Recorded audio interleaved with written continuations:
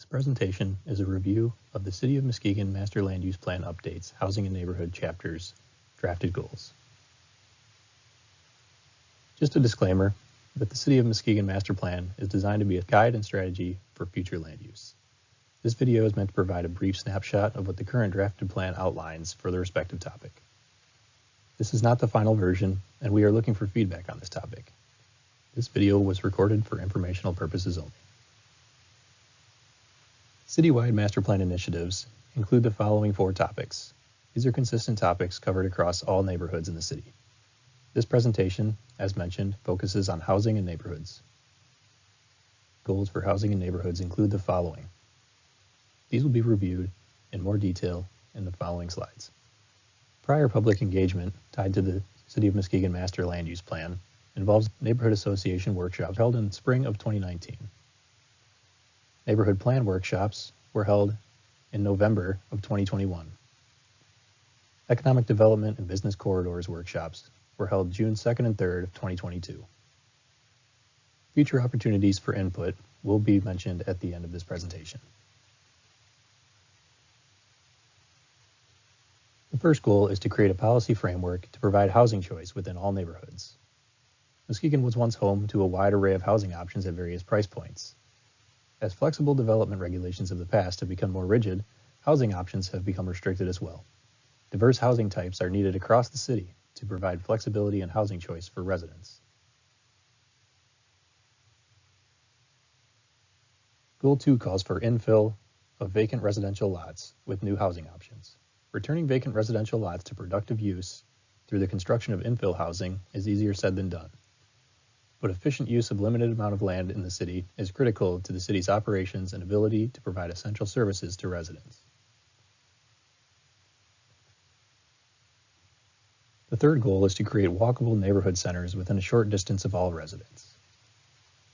The benefits of having daily needs met within a short walk of one's home would allow for spending increases within neighborhoods.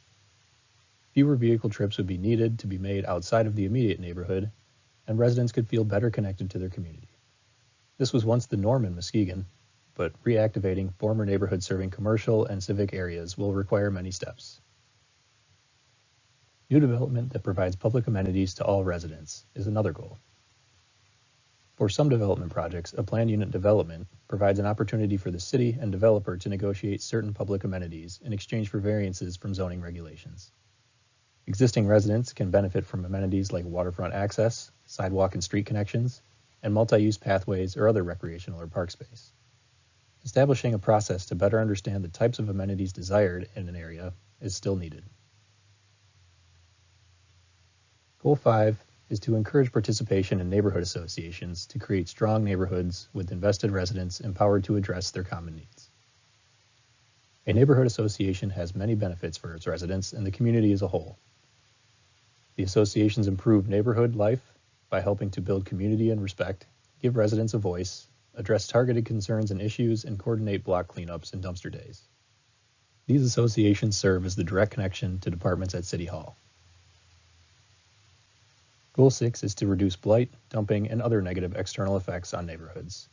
The definition of blight is in many ways nebulous, but it includes common sites that most would agree fit this definition. New and continued efforts to partner with neighborhood associations, youth programs, and other less centralized efforts would help maintain a blight-fighting presence in every neighborhood. The next goal is to create linkages to parks and waterfront. While many residents benefit from access to the many recreational opportunities here, access for some is easier than others. Areas with a surplus of parks or recreational amenities often draw residents from elsewhere in the city, and providing a multitude of connections between neighborhoods will allow all residents to fully experience what Muskegon has to offer. The next goal is to strive to protect existing neighborhood residents from displacement, as well as the cultural practices of diverse groups within the same space. Redevelopment in disinvested neighborhoods can be transformational, and drastic changes are understandably concerning for existing residents. Fear of gentrification can and often does lead to opposition to new development, and addressing these fears requires the cooperation of existing and future residents, city leaders, and private developers. Please join us Wednesday, March 15th at 5:30 p.m. at the Central Fire Station, where City staff will be hosting a master plan meeting to review the plan's major topics. If you cannot attend this meeting, please leave feedback online or contact City staff directly.